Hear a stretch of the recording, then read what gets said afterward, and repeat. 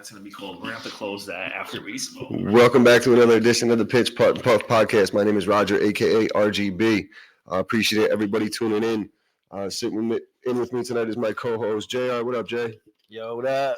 Anthony from Upstate Golf Guys was going to sit in, but just got called out due to a family emergency, so hope everything's all right on his end. Poor guy.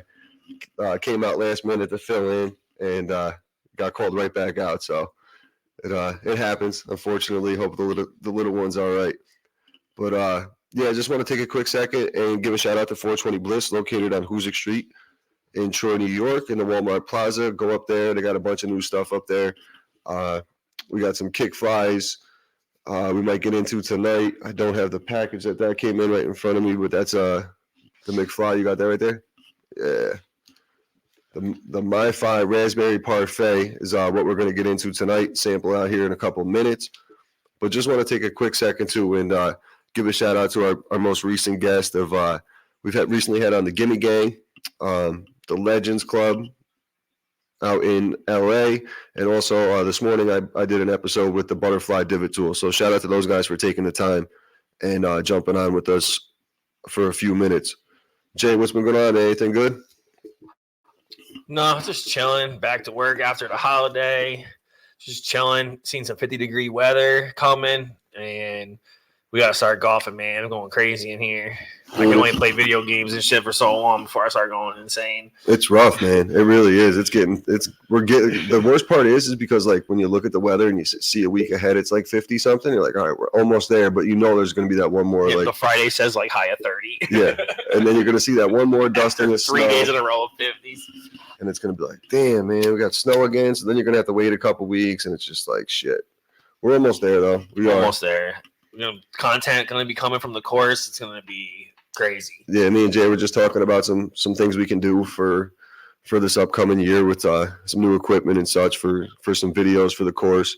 We'll just have a lot more shit to talk about. We'll have, Steve's antics out in the course. You're going to have Fairway Mike, the most quotable man on the golf course out there with Hank, him and those two going at it.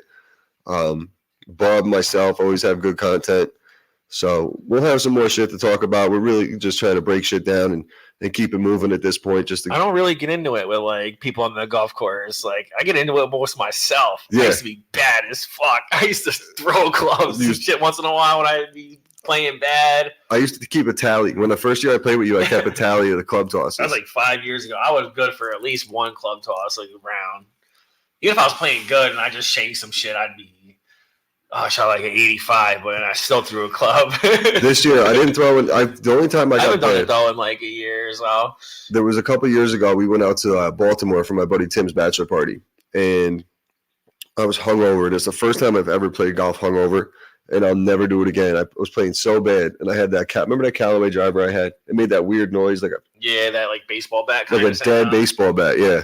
And I just kept shanking this thing, and I literally duck hooked one directly into the woods. And I just literally looked up, and it was me, Neil, Christian, and our buddy Eric from down in Texas. And I looked at him, and I was like, you know what? I hate this club. And I just Bo Jacksoned it over my knee. So, one time I played with this like random dude in like a tournament, and he hit such a bad shot with his driver. He turned and threw it like as high as he could and as far as he could. And his shit got lost because it never fell out of the tree, bro. Couldn't even find it. We were looking, hitting branches, like throwing stuff up there to see if something would move. My man lost his shit up in a tree. Never found it. We left it. There was a pro golfer recently threw a club up in a tree, and he kept throwing like other clubs to try to knock it down. I seen the video on Instagram. And got like 3 other clubs stuck, and someone had to come over and like climb the tree and like shake them out. Yeah, these guys are nuts. This past year was actually a blessing in disguise for me. For my short game, I used to use my 56 a lot, and like I would always try to be fancy and try to spin it and do this and that shit I don't know how to do. And but it's fun if you do it the one time. But like strokes on doing it a lot around. Like that's what I did with the 60 with my flop shot. Like I started just messing around with that. But now, like if I have to use that shot, I'm confident enough to go and hit that 60-degree like flopper most of the time. I don't even know how to get cute with shit, man. I don't understand like how people are like, I'm gonna do this and I'm gonna hit this here, and it's gonna do this, and I'm like, damn, I don't know what my ball's gonna do. I'm hoping I hit like a good shot. I don't know how I'm gonna get cute. The only thing I really have somewhat control of is the 60 degree, because I can kind of determine how I want to hit it, to if I want to just hit it straight up or if I want to let it bump and run, land and roll out a little bit. But I was using my 56 and I was on 11 and I was just in front of the bunker and I duffed one right into the bunker. And I was like, you know what? I just got so pissed. I slammed the thing down. I slammed it so hard I bent the shaft on it. Oh. And I was like, damn it. But I've always had a 52 in the bag. You actually gave it to me, that Callaway you gave me. And I didn't really chip with it. I only used it from like 100 out or so. So then I started chipping with it. Jay, it made such a difference for me. I don't know what the difference was, the couple degrees or whatever, but I was like getting within a lot more reasonable. I wasn't getting those runouts of like 20 feet. I was getting like a 6-foot run out. I was like, oh, okay, I can adjust to this. And it made a huge difference for me towards the end of the year. I mean, I wish I knew what my ball was going to be doing. I just try to like hit the green. That's it. I'm like, if I hit the green in 2, if it's a par 4, I'm like, the worst I can probably get is a bogey. Yeah. Like, I just got to hit the green. I can't like, oh, I'm going to play a fade into this green. I'm going to play a draw this green. Like, no, I'm going to aim for like the center of this green and just hope that it like hits it. That's literally what you got. That's another thing you said to me last year. I'm like, where do I even go here? We're on 4. You're like, bro, center of the green. Every hole should just be center of the green. I'm like, you're right. And I started trying to do that. You can get away with that more at other courses, but like at Freer Park, it's a little bit harder because the center of the green probably not that great depending on where the pin is. But I feel like at other courses, like you're not gonna have to worry about other putts like rolling off the green if you hit higher of the pin or not. You can find yourself in a lot more trouble on the greens at Freer than like Eagle Crest or Van Patten or something. But still, either way, if I don't have like I said, I can't say, oh, I'm gonna hit a fade or a draw here. I'm like, all right, my number's 127, and I'm like, that's perfect for like my 47 degree. Yep.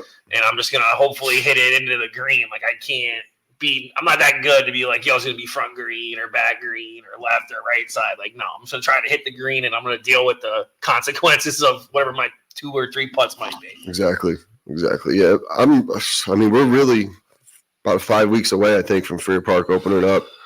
The weather. Early April would be sick. Yeah, it sounds like April 1st. So when I talked to Josh, there was some announcements made on social media that the course was going to open.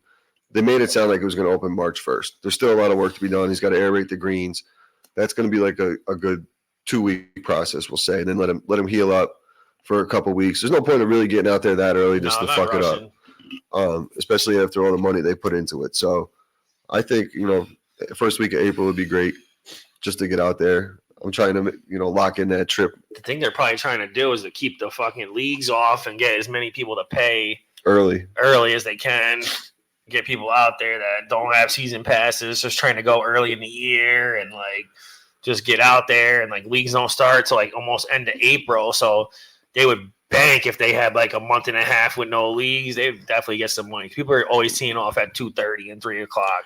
There's people teeing off. Literally all day long. Because like I said, me and Fairway go up there. I'm usually there about 11:50 to 12:20, in between that range, and that's just because whatever tee time I can get. You know what I mean? Right. Because it's mostly filled up by that point, and you always got the older groups in the morning because there's the senior leagues who go out. They usually walk the back. There's a couple days where like Tuesday, Thursday, senior league walk the back. Mm-hmm. They definitely get money on the carts though. For them leagues, 9 holes is like $14 or something a person. I'm like, bro, they're getting money on them carts in the leagues. That's for sure. Because some of the leagues I think have like 50. There's one league on like a Wednesday I think that has like 50 people in it. Yeah, there's what is that? That's the Park Pub, I think. Is it the Park Pub League? Yeah, there's one of them that's the Mars League, I think. One of those is huge, dude. There's like literally, there's one that's got like 100 people in it. It's like the Park Pub has like, don't they have like A, B, C, D flight? They might have like 4 flights with like 12 people a piece or something. We're struggling to get 24. So if anybody's listening to this and looking to get into a golf league, we got some openings on our Friday night league. We started at 3 o'clock over at Freer Park. If you're interested, DM me at the Pitch Putt and Puff on Instagram. We could set something up for you. Probably got like 5 or 6 spots open up, to be honest with you, this year. But we'll see. I know it's at least like 4 right off the start, and then it could easily be 5 or 6 by the time this week gets out. Yeah, but they just filled 2, so that means there's at least 3 to 4 more. Yeah, and it's a pretty decent group of guys. I mean, everyone for the most part gets along well. A lot of the Pitch Putt and Puff guys are in there. It's fun. It's competitive. It really depending on what flight you're in. It's competitive. We try to do a couple different things last Other year. leagues, there's always just somebody you want to beat more than like. Oh yeah, there's always that one guy. There's you like want one to make guy. sure It's you like won. I gotta beat this guy, and then you see like he won this match against somebody else, and you're like, fuck that guy. I played great today. I had a chance to get some points on him, and then boom, they ended up doing the same against their match for the week. But yeah, I like going back to the style we're doing with the 3 different flights. I think it suits everybody a little bit better, especially if guys are playing from the senior tees and stuff. There's no arguments. The A flight guys are the A flight guys. He's always been. Everybody plays white, no matter how old you are. Right. That's the way it should be.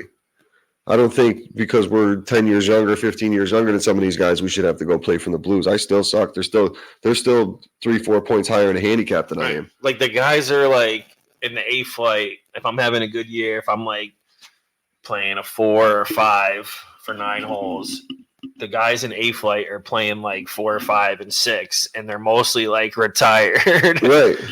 So that just says like how good some of the A flight guys like are. They play whites with me, and I outdrive them by like 30 yards, 40 maybe sometimes. Yep. And they still same flight as me, only like 1 or 2 strokes. Some of them even with me. Yeah, but I think some of it too, like Steve said, it's just like their short games are so good that's where they make up the strokes. So it's like they put their asses off. Like Paulie Sauls, man, his short game is chipping and putt. Like he's never in trouble. The 4th hole, like where most guys get in trouble, like a bad shot to the left or something.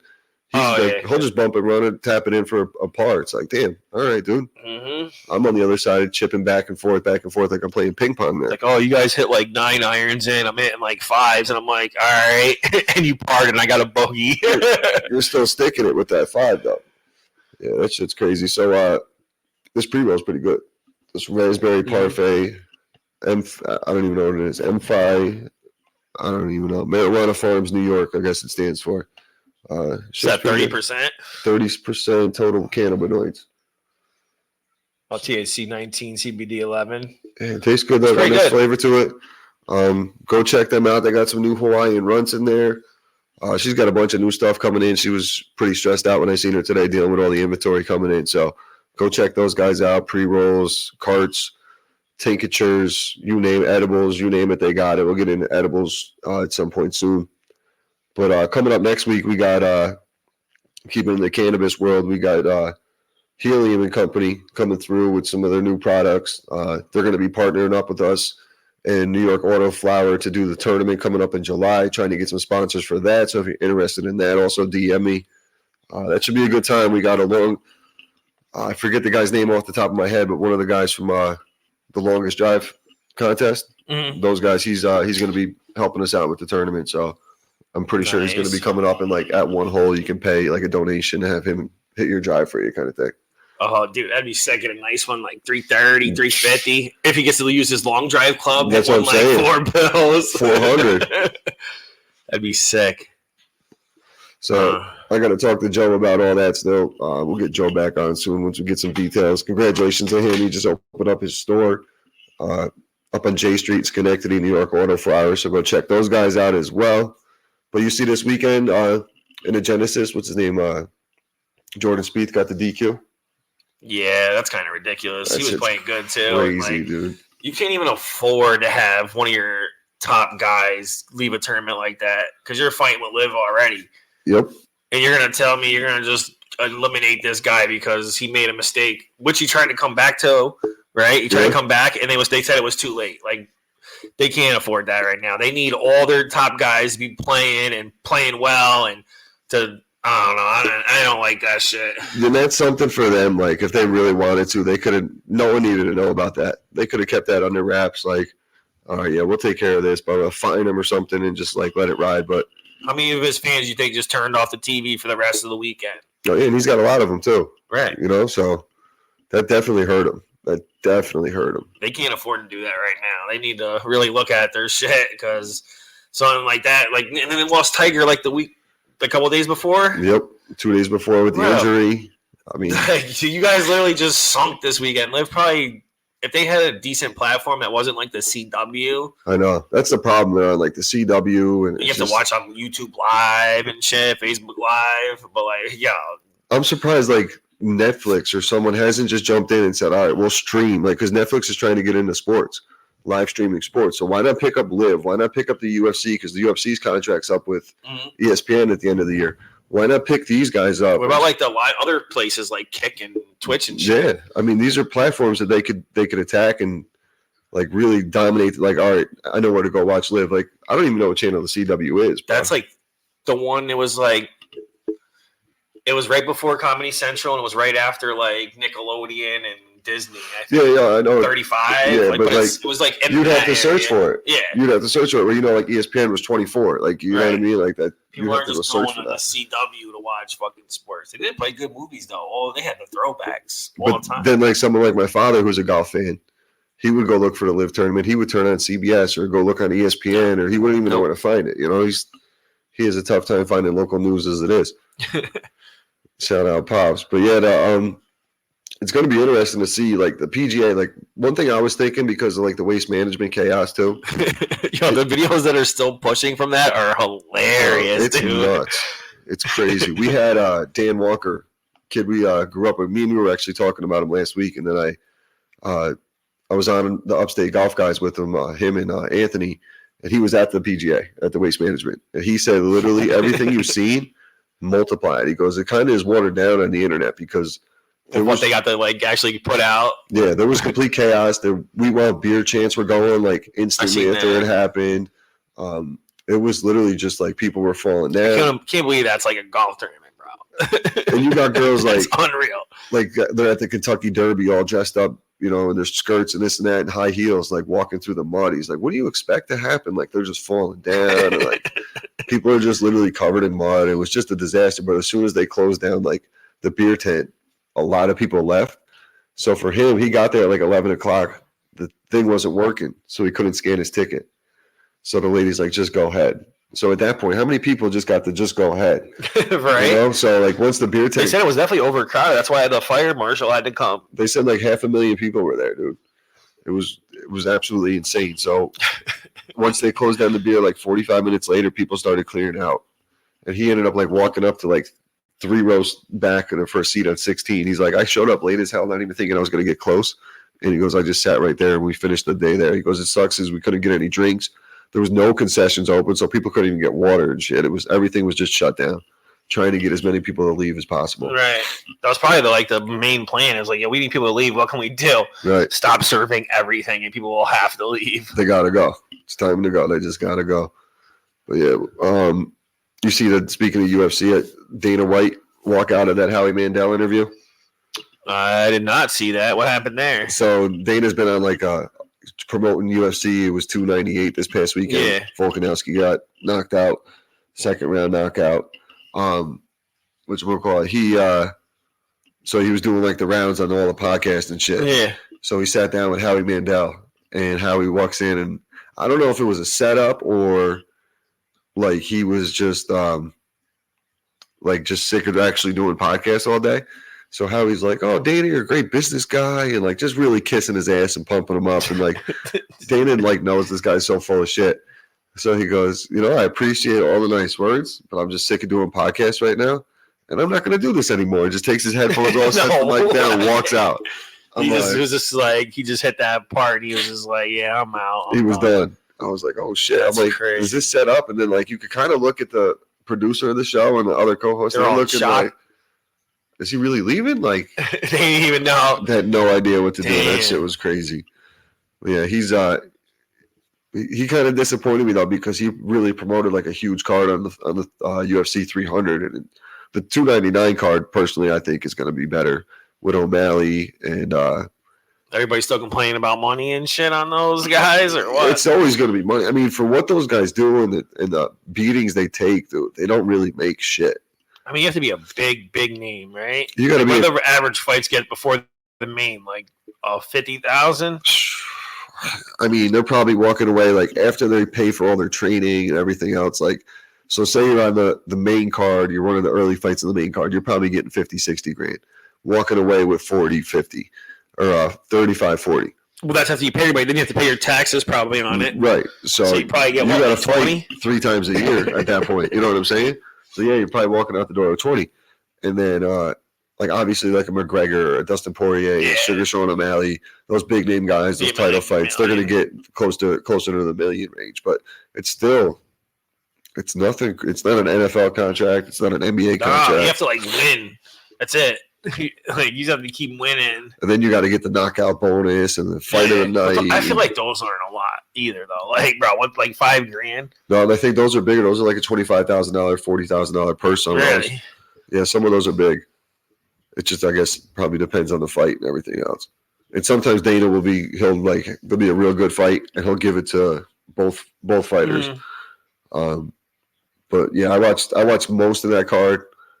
I watched the Mackenzie Dern fight. This poor girl, she came in, she got hit with a left hook, dude, and she was out on her feet, like she just covered up and thought there was no shot. And the ref was literally ready to call the fight. And she's more of a grappler, so dude, her face looked like she got. She's a pretty girl. Her face looked like she got into a fucking car accident. I think I seen that. I think I seen the clip because just today I was watching like UFC interviews after, and this girl's face was like, bro, I think so only like up. one eye could barely open a little bit, and then everything was just red and Yep, swollen. I was her. like, damn, who beat her ass? Yeah, but she really, dude, she came back and almost won that fight. Like that could have went either way. I thought with that. I need them to start letting the transgender women in to fight the women, so I can automatically win money. Yeah, right. There's this fucking thing. High school basketball. Yo, he hurt 3 girls or Yeah, something, so dude. they had to like stop the game. They walked the other team walked He off. hurt 3 girls in a women's basketball game in high school. It's crazy. Like what do you do? Like I seen something the other day. Is like fathers, you just gotta just don't let Ain't no way, bro. Don't let your kid play. Like you just don't put the kids out on the court to even risk them getting hurt in that situation, or just turn around right before they drop the ball. Just turn around, walk off. It's just off. so ridiculous. It really is. Like set up if there's just what set team up wants to play that team now? It's crazy. Like with the swimmer a couple years ago, and then wasn't. Yo, did you hear the girl interviews from that swimmer guy? Oh, dude, the girls were like, "Yo, he's just got his shit like all out in the locker room with them." I'm like, yo, it's crazy. The girl interviews were nuts on that. Absolutely nuts. Man, they were like just all getting changed together, and they were just talking about his shit, just like out and dang shit. I was like, bro, what? But like even like walking through the stores with your kid and shit, and like if they see that, like you just try to like I don't even know how to. I don't want to have to explain it to. I don't want to have to explain it to my kid. I just don't want to, and especially if it comes to the world of sports where she's playing like softball with a boy or something like that. That's not. He's throwing way harder. Yeah, he's throwing gas. He's like, you know what I mean? It's not meant to be. It's not the way it's supposed to be. Unfortunately, it's just this world's so fucked up. So they have to do. I thought they had to do like a certain amount of time on like those hormone things before they would even let them play with them, and somehow everybody's still just doing it. They're still like, dude. There was one video I seen the other day. This guy pretended like he just wanted to. He was playing it as a joke, but a basketball player dressed up as a chick. And this dude was coming down the court, crossing up, step back threes, like catching alley-oop, put back dunks, like catching alley-oops, like killing it. Go that Trump video where he's like, y'all get LeBron James where he would average 100 points a night. So this kid comes over, the coach is like, hey, how long you been going to school here and this and that? Like literally like was going to offer the guy a scholarship, not knowing that it was a dude. Like legit thought it was because he's like screaming like a girl, like, let's go. And shit like that. It was funny as hell. I gotta see that. I'll send it to you if I see it again. It was so fucking funny. Oh shit. But yeah, we're getting things rolling with this Golfer Gang Network too. A couple new teams, new podcasts added to the crew. You got Carlito's Golf Network. He's on there. He's all over the Instagram page, and then you got the Mulligans and Hackers also on board. So make sure you guys check those guys out. I was recently on the Mulligan and Hackers podcast a couple weeks ago. Had a good interview with Alvin. Those guys will be on this podcast soon. We're going to set something up. His co-host Chris just got back from Vegas, so interested to see what his experience was out there. But we'll pretty much just cut this little short this week. We'll do our quick 3 questions. Oh no! Yeah, just keep it real quick. I don't really have a golf one this week, but let's see. Number 1, what was the most pointless class in high school? The most pointless class. Let's see. I mean, unless you're planning on being like a history teacher, I feel like there's no reason to even like know. You know, you have no job you're gonna get. So like, yeah, remember what that document they signed in 1869? Like, no one. Like, yeah, it's cool to learn about your history and some stuff that happened, but it's like you don't really need half of it's a fucking lie anyway. You don't need any of that information. Half of it's a lie anyway. The shit they fucking told us in those Rothschild books. I mean, like English you need, math you need, kind of science. You need math to a certain extent. Like, I don't think you really need to do like a calculus. If you're going to like medicine, you're trying to like cure something, cancer or something, or you're gonna fly rockets into space. Yeah, some of them when you got to start turning letters into numbers and shit, like that's sometimes unnecessary. I'm not gonna do any of that. Yeah, that shit's crazy. Yeah, I would say like calculus or like home ec, like for dudes. Like a dude don't need to know how to sew and shit. Like if a guy needs something sewn, he's pretty much just gonna bring it somewhere and have it sewn. And there's always like if he ain't got a grand like Italian lady in there. Yeah, like we're just gonna bring it. We're just gonna bring it somewhere. That's just how we do shit. Like, all right, yeah, I'll go pay the $20 to have this thing stitched up or whatever instead of even I'll watch it on YouTube, try to figure it out myself at that point. But if you ain't got a girl or something to do it for you, just fucking off you go. So I don't think home ec would be too important. $8, like, oh no, yeah, right. Here's your $8. Right. Same thing with like laundry or something. Yeah, just go drop this off, check it. Shit. This one is a shout out to well, not a shout out, but the creator of the Pop-Tart passed away this past week. So what would you prefer, a Pop-Tart or a toaster strudel? Ooh. William Post was the guy's name. And you know what his last words were? Fuck toaster strudel.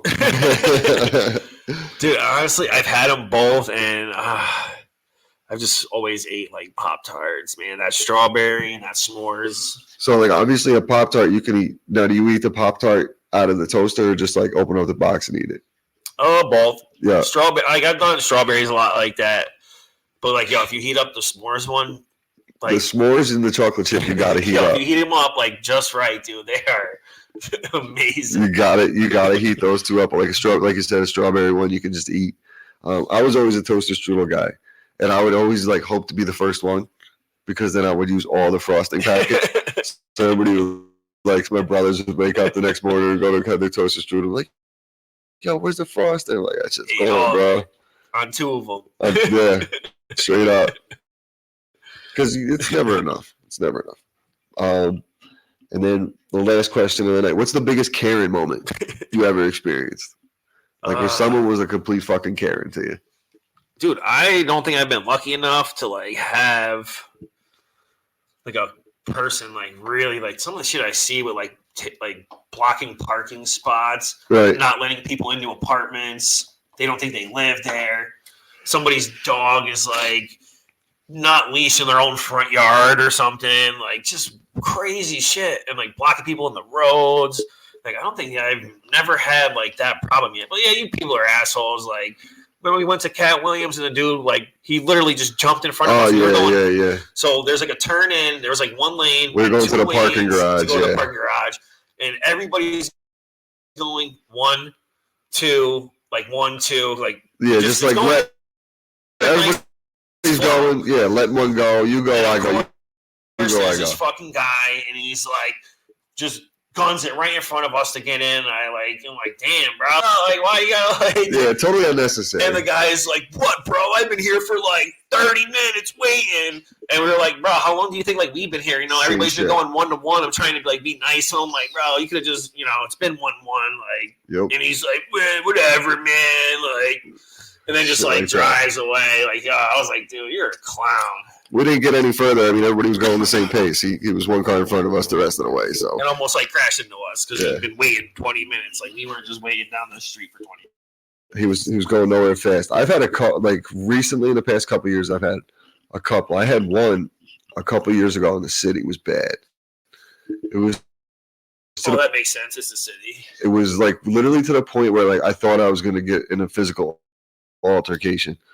Me and my coworker Ryan go down, and we're like Midtown Manhattan, and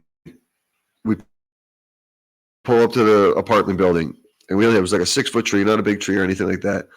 And go up to the doorman. He's like, it was a Sunday. He goes, yeah, you're good. No one can no deliveries are coming. You can block they had like a horseshoe driveway. He goes, you can just block the driveway. I'm like, all right, cool. So I start prepping the tree, cutting the little branches off, cutting the bottom off, getting the stand ready, all this shit. And this guy comes up to me he's got his Karen mask on.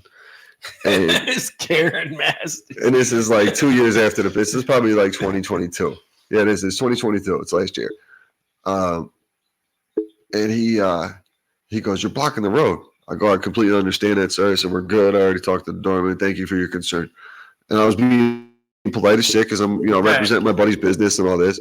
And he just stands like in my face, like within like 6 inches. I'm like, he was not having that explanation. No. I was like, sir, can you please back up? I'm trying to do my job here. And like, I just started to cut the tree, and he's like, literally, like almost to the point, like he's not touching me, but he's almost touching me. He's like really just trying to push my button. It's almost like if it was Florida, you could have just stand your ground. You could have punched his lights out. Like literally, if it was up here, I probably would have done it too. So he just keeps going. I'm like, sir, can you please back up? I go, I'm trying to cut the tree. So he's not backing up, and he's like in my space. So I take the tree off the truck to like shake all the needles out. Yeah. Get them all over him. 6-foot tree. It's a pretty decent tree. So I take this thing like I'm the Incredible Hulk, bro. And I just slam it. Boom, boom, boom. All the needles are flying all over his face, getting stuck on his face and his glasses and shit. And he's just looking at me going, oh. I'm like, excuse me, Karen, can you please get out? No way you call him with Karen. I'm my daughter. I said, excuse me, Karen, can you please back up? I go, you're so worried about this COVID, your mask on. I go, get 6 feet away. I go, you're literally in my space. And he's waiting for me to hit him. So I just keep banging the tree out at this point. There's like no needles on this tree by the time I'm done. That'll be $200. No needles. So finally, it got to the point where like the doorman seen me like trying to avoid the situation as much as I could. He came out. He goes, "Sir, I think you need to leave," and like made the guy like carry on. And I was like, "Dave, who was he? They just some random dude walking down the street." I said, "Yo, you and your Karen mask, go." I said, "You and your Biden voting ass, go take a walk, bro." I said, "Today ain't the day." And my buddy Ryan's just sitting there looking at me because he only knows me from like work, so he doesn't know like the rise and bones from back in the day and shit. I never had somebody just be in my face like that and act like that. That was the first time, and I was like, "Yo, this guy was like really pushing me to do something." And I kept my cool, and like I was just waiting for him to put his hands on me because I knew I had witnesses around. So thank goodness. The other time was recently. This lady, I was coming down Lionsville by the car wash, and what was I? I was doing something, and I had a tissue, and for whatever reason, I threw it out the window. Oh, no. Yeah, like I just literally wasn't even thinking. I threw it out the window quick. And she was driving past me. And she just shakes her head. And I'm looking at her like, who the fuck is this bitch? Did you even remember you threw that out the window? I did it for like the 30s, like because it was probably like 3 miles down the road. And like she pulls up next to me, shaking my head. And I'm like, I forgot about it by this point, right? So I pull up to the red light. And I creep right up. I'm turning right. She's going straight the other way. So I pull up next to her, put my window. Got a problem?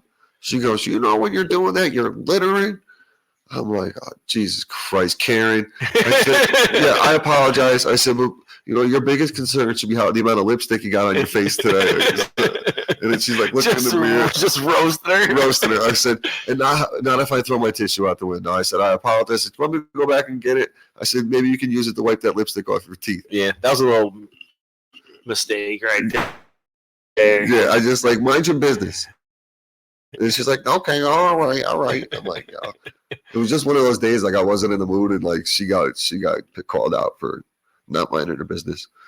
Just roasted her. Roasted her. I wish someone was with me because it would have made it a lot more funny for someone else too. But that's awesome. I had to. I just really couldn't help it because she looked like she was a clown, like she had like the Joker lipstick all over her face.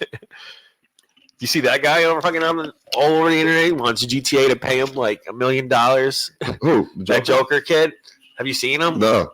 So like the GTA came out with their trailer, and this guy had like it was like a Joker looking, but like a real person with tattoos all over his face. Oh, okay, yeah. I know who you're talking about. The kid came out who like has the tattoos. Like yes, I know who you're talking about. Pretty much looks like that guy, and he's like, "Yo, I want to make $1 million. I'm getting my Jewish lawyers on the phone and shit." Jesus. I don't know what's going on now, but yeah, I was like, that was crazy. Yeah, that shit's people like who looks like that, bro. Yeah, I remember this guy. He was on like I see one like World Stars. Yeah, bro, he really looks like that. It's so crazy because there's like certain people, like I wake up in the morning or whatever, and I'm just scrolling Facebook or Instagram, and there's like always those couple people like I follow the kids we grew up with or whatever, and they had those videos that you always have to like click to see the video because it's like it's always some like wild, crazy right? content on it. Yeah, And there's like those are always the ones I see some of the craziest shit. I'm like, yo, these guys are sick. you know it's gonna be a good one if they have Always, to hit. always. Like I can't wait to Are you see what sure? posted today.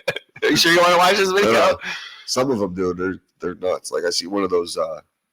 What do they call them? Like out in California, where they do the donuts and shit. I forget what they're called, like the car races things or whatever. But like drifting. Yeah, like drifting kind of thing. Some dude just hanging out the window the other day. I'm like, Yeah, yo, and then like the guy crashes and then like goes like the door. Like, yeah, dude. But it's like, yo, it's to the cross point too. Like, I look at it sometimes, like, yo, that someone's those are wild, man. that's someone's family member. They're gonna watch that. Like, that's People getting hit yeah. while they're doing the donuts and Just shit. clearing up like a parking lot, just swiping people out. It's Yo, the like, people yo. do like flips and shit. I would never, even growing up, dude, I had no interest in doing anything like that or being in an environment like that. I don't know. Just because we didn't grow up around it, I guess. But Those videos are funny as shit. they're nuts. There's The internet's shit crazy. Dude. You can sit, Yeah. that's the problem. You look at your phone Yeah. all day, you could sit there and just scroll all day long. It's crazy. It's fucking nuts. But yeah, next week, Monday night, we got an interview with Don't Get Greedy, Pat, the owner and CEO of Don't Get Greedy. I'm also going to announce our 1,000 follower giveaway on Monday night. So make sure you're following it.